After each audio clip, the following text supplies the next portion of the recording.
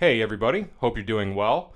Today I want to talk a little bit about sixth chords. Typically when you're reading through a lot of jazz charts, it's most common to encounter major 7 chords, but there are a lot of instances where it's actually preferable to use a sixth chord as opposed to a major 7. And knowing where and when to use some of these sixth chords can open up a whole new set of sounds for your chord vocab. And what I want to do today is go through all of the different scenarios where you would encounter a sixth chord. And by the end of this video, you should hopefully have a better understanding of sixth chords and where they come from and when to use them over jazz standards.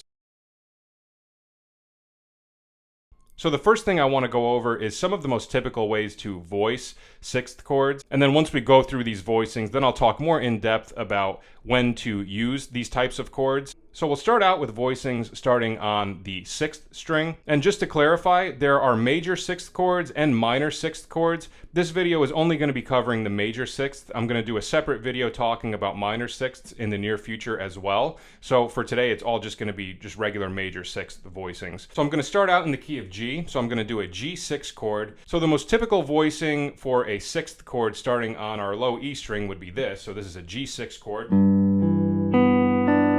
So I have my middle finger on G, that's the root note. Then I'm skipping the A string, then I put my pointer finger on the 2nd fret E, that's our 6th right there. And then the pinky is going to go on B, which is the 3rd, and then the ring finger goes on D, which is the 5th. So if you look at the typical major 7 voicing, all we're doing is taking that major 7th and moving it down to the 6th. So oftentimes when you're playing over a song that has a static chord, so let's say we have a G major chord that's going on for a long period of time, maybe a song like I'll Remember April, a great thing to do to get a little variety in your chord movements is just alternating between the major 7th and the 6th. Right, I'm sure you've heard that sound. You can do it with a Freddie Green like this, just the 3 notes. Now a couple of other common voicings for 6th chords starting on our low E string. We can also do a G6 like this. So this is with the root note on top. So this is G, and then I skip a string, then I put my ring finger also on G, so that's an octave. Then my middle finger on B, pinky on E, and then my pointer finger is playing the high G, so I'm barring. So this is one, ideally if you just use your fingers, that's the most effective because we have to skip over that A string. So there's no 5th in this chord, but however, if we want to include the 5th, all we have to do is take our ring finger and move it up a string to the 5th fret D, and now we have G, D, B, E, G. So that's root, 5th, 3rd, 6th, and root. So far we have this, we have this, and now we have this. Now another common thing that you hear some people do is they do what's called a 6-9 chord. So you take the regular 6th chord, but you also add the 9 to it. So a typical voicing for that, starting on our low E string, would be this. So I put my middle finger on G, and then I bar across B, E, A. So we have the root, the 3rd, the 6th, and then there's the 9 up here. And then I put my ring finger on D on the B string, which is our 5th. So just by adding that 9, it gives you a little bit of a different sort of texture, a great addition to the 6th chord. So 6-9s can always be interchanged with 6th chords as well. So for our low E string, we have 4 voicings. We have the regular G6. We have the G6 with the root note on top. The first one doesn't include the 5th. Second one, if we want to use the 5th, we just move our ring finger up a string. And then we also have the 6-9. And obviously there are many more voicings for 6th chords beyond the 4 that I'm showing you, but I would say as a starting point, I think these are pretty much kind of like the textbook voicings that a lot of people would show you if you're looking to learn some 6th chord voicings. So that covers the low E string. Now if we want to move on to the A string, the 5th string, there are a couple of typical voicings starting on this string as well. The first one is actually kind of a pain. It's a big stretch. Not everybody is super comfortable getting this chord, so if you're not able to get this stretch, don't feel bad. It's totally normal, but we're going to try this C6 chord. So we're going to put our middle finger on C. Now right off the bat, this is the hard part, the stretch between the middle finger and the ring finger. So we put our middle finger on C, then our ring finger is going to stretch up to G on the next string, the 5th fret. And then our pointer finger is going to go on A on the next string, and then our pinky is going to play E on the next string. So that's root, 5th, 6th, and 3rd. So couple of ways that you can work on getting the stretch better. So tilting the guitar upward always helps, or the more you kind of bring your thumb behind the neck, it should help spread the fingers out a bit. I kind of seem to angle my fingers a bit so I can get that stretch. It's also easier if you do it in higher keys because the frets are closer together. So if you can't get it down here, maybe try it on a higher fret and see if you're able to get it to come out. So that's a common 6th voicing, and that has our 3rd on top. So each of these are going to have different notes on top. Some have the root note on top, some have the 3rd, some have the 6th. So when we get into the second part of this video where I talk about where to use these chords, we'll get more in depth into the different top notes and how they can dictate what type of 6th chord you want to use. So that's the first one. Now the second one, this is a really common one as well. This is going to be another one that doesn't have the 5th in it. So we put our pinky on C, we put our middle finger on E, our ring finger on A, and our pointer finger on C. So we have 2 root notes on the bottom and top, and then we have the 3rd and the 6th. So another very common one. Probably the easiest one of this string group. Another one we can do with the 6th on top would be this. So pointer finger on C, ring finger on G, skip a string, and then bar your pinky on E and A. So that's root, 5th, 3rd, and 6th. And again, we can also do a 6-9 voicing on this same string group. So we put our middle finger on C, bar your pointer finger on E and A, and then put your ring finger on D. So that's root, 3rd, 6th, and 9. A nice thing you can do with this chord, if you're already familiar with your major 9 voicing, so if you put your pinky on the B note, just alternate between the major 9 and the 6-9. So a lot of these, if you just know how to weave them in between some of the major 7 and major 9 voicings that you're already familiar with, that's a great starting point to kind of get some variety in some of these chord movements. That's a nice sound. All right, and now for the 4th string, we're going to do the key of G, so we're starting on the 5th fret. Only a couple of typical voicings for this string group because there's only 4 notes that we can do, so there's not as many options. So we're going to start with this voicing, so we put our pointer finger on G, ring finger on D, and we're barring our pointer so we can get the E note on the 2nd string, and then our pinky goes to B on the top string. So this is root, 5th, 6th, 3rd. All right, nice sound. That's the same as this voicing from the 5th string in terms of like the formula 1, 5, 6, 3, but obviously a lot easier on this string group, so this is a good one to know. And again, if you know your major 7 voicing on this string, you can alternate between those two. Alright, so that's a very common sound going from the 7 to the 6. Right, I'm sure people have heard that a lot in a variety of different types of songs. Now another one we can do is the root note on top, so this is going to be another one that doesn't have the 5th. So sometimes you do leave out the 5th, and that can be true in any type of chord voicing that's not specific to 6th chords, because the 5th is the one note that doesn't typically define a chord unless you're doing a minor 7 flat 5 or something that has a flatted 5th. But typically natural 5ths can always be omitted from chords because it's the 3rd and the 7 that really define the chord. The 5th is still part of the chord, but it can be left out. It's not as important as the 3rd and the 7th. So that's why a couple of these voicings are not using the 5th. So this one is going to be ring finger on G, middle finger on B, pinky on E, and pointer finger on G. So we have a root note on the bottom and top, and then we have the 3rd and the 6th.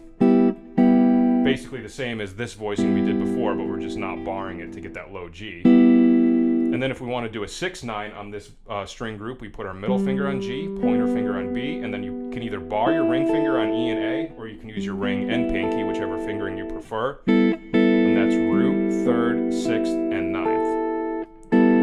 All right, so that covers a handful of 6 and 6-9 voicings, starting on the 6th, 5th, and 4th string. And now I want to talk a little bit more in depth about where these chords get utilized over different jazz standards. So I'm going to show you a bunch of different examples of where 6th chords pop up in different jazz standards, and we'll talk about why we are using 6th chords instead of major 7 chords.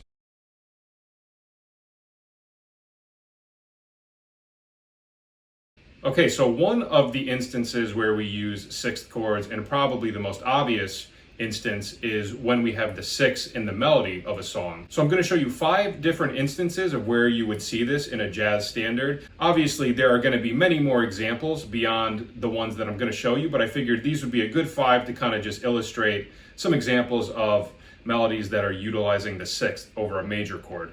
So the first one is cheek to cheek. So if we look and always pay attention to the circles, those are all of the instances where we're using the sixth chords. So cheek to cheek is in the key of C major, and the first chord is a C6. So it's C major with an A note in the melody. So the A would be the sixth of C. So we're going to use a C6 chord as opposed to a major 7 because the melody note is the sixth. So that would be a good instance to use that C6 voicing with the A note on top that we covered in part 1 of this video. Okay, now another one that's really common and actually is in the same key is the opening melody to Mac the Knife. So we're also in C major and we have two pickup notes. We have E, G, and then we land on A on beat 1, and it's a C major chord. So we have the sixth in the melody. So once again, that's why we see C6 as opposed to C major 7. Right, and we see that happen later on in the song as well when it resolves. Another interesting example is the first ending of the tune Speak Low. So this one is in the key of F major, and if we look at the bottom line, we have the G minor 7, C7, and then we resolve to an F6. So G minor 7 and C7 would be 2, 5, and then the F chord would be the 1. But notice when we resolve to the F chord, the melody note is D, which is the sixth of F. So again, it would make more sense to use a 6 chord as opposed to a major 7. So that would be, it has a nice warm sound when you land on the sixth in the top note of the major chord. Another great example is the beautiful ballad Skylark. So this one is in the key of E flat major. Now if we look at the melody note, the first chord is E flat major and the melody note is C. Again, C is the sixth of E flat major. So we play an E flat 6 chord as opposed to a major 7, which is this. Right, another beautiful sound. Now, one other example that I really love, and another chord movement that is important to know that uses 6 chords, is the opening 3 chords to the song It's Da Lovely. Now, if we look at this, it starts with just a regular F major chord, and I'm just doing root, 3rd, and 5th, so F, A, C. And then it goes up to an F augmented. So that plus sign means augmented. Augmented is 1, 3, sharp 5. So we take the 5th, the C, and we raise it to C sharp. And then what we do after that is we take that sharp 5 and we raise it up to the 6th, which gives us an F6 chord. So it's an F with a D note on top. So we have.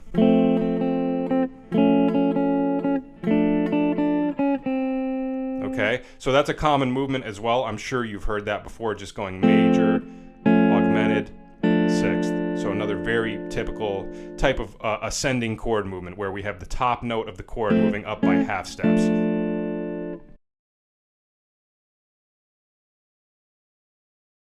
Okay, so that's one typical instance where we use 6th chords, and that's probably the one that people are most familiar with, but there's another instance where it's also very common to utilize these voicings, and that is when we have the root note in the melody. And there's a very specific reason as to why we do that, so I'm going to show you 6 different examples of jazz standards that are utilizing the 6th chord when you have the root note in the melody, and most of the time this is always going to be the case. When you have the root note in the melody, it's going to use a 6th chord.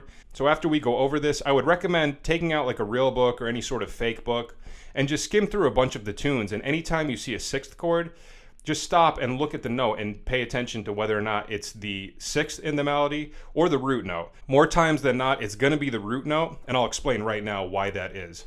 So the first example I'm going to show you is A Foggy Day. So this is in the key of F major. Now notice the first chord is F major 7 because it has the C note in the melody, which is just the 5th, so no problem there. The major 7 works fine. But notice when we get to bar 5, it says F6, and look at the melody note, it's an F note. So the main reason why people typically prefer 6th chords over major 7s when you have the root note in the melody is because of the distance between the major 7 and the root. So if you think of an F major scale,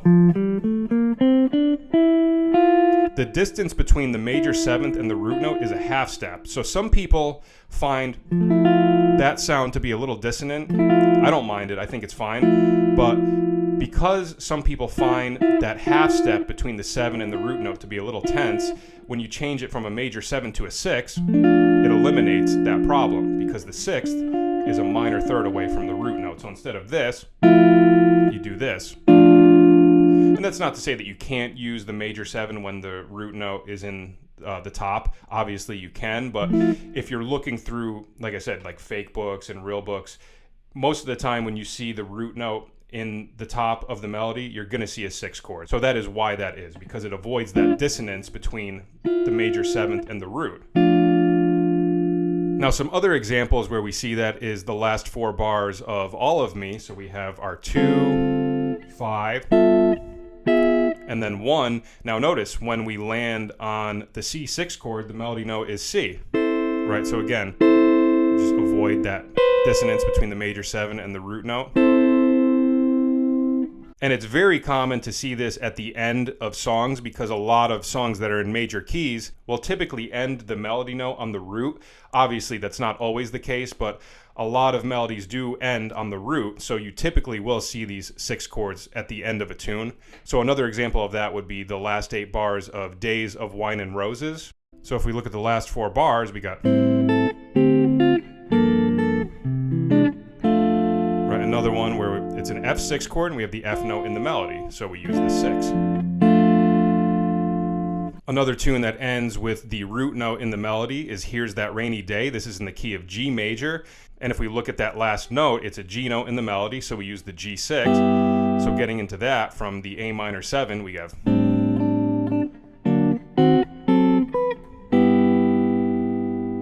Now, an example of a song that starts with the root note would be Isn't It Romantic? So this one is in the key of E flat major. So we have those 4 pickup notes, and then it starts on an E flat note in the melody, and it's in the key of E flat major. So again, we do an E flat 6 chord. Now, one final example that uses both of the 6 chords that we discussed, so the root note on top as well as the 6th on top, is the standard Long Ago and Far Away. So if we look at this one, it's in the key of F major, and the first melody note is F. So we use our F6 chord. 6, 2, 5, 1, 2, 5. And now when we get to the 5th bar, notice it's an F chord and we have a D note in the melody. So we do an F6 chord again, but this time it's because we have the 6th in the melody. Right, so that one is a great example of utilizing both the root note on top as well as the 6th on top. Okay, so those are a bunch of different examples of where we encounter 6th chords. So to recap, we use 6th chords when we have the 6th in the melody. We use them when we have the root note in the melody, and we can also interchange major 7th and 6th chords just to get a little bit of variety in our comping as well. And then we also talked about that ascending thing where you do major, augmented, and then 6th. So those, I would say, are probably the most typical instances where you do encounter 6th chords. And I would encourage you just to keep skimming through, real book charts, and just anytime you see a 6th chord, break it down, look at what's in the melody, and it's either, like I said, going to be the 6th or the root note. And hopefully now that we went through all of this, you should have a better idea of where 6th chords come from and when to use them over jazz standards. So that is it for today. Thank you so much for watching. I hope it was enjoyable and I hope you learned something. And if you're interested, please feel free to check out some of my lesson videos, which are linked in the comments and the description. And if you're new to the channel and you found this video informative, please consider liking and subscribing. It helps out a lot. And thanks again for watching. I'll see you guys at the next video. Take care.